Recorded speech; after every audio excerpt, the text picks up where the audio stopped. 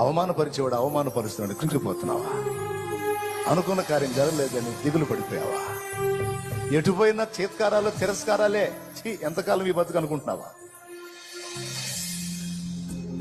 పలుగాకి లోకం నిందించిన ఏకాకి వైనిచిన, పలుగాకి లోకం నిందించిన ఏకాకి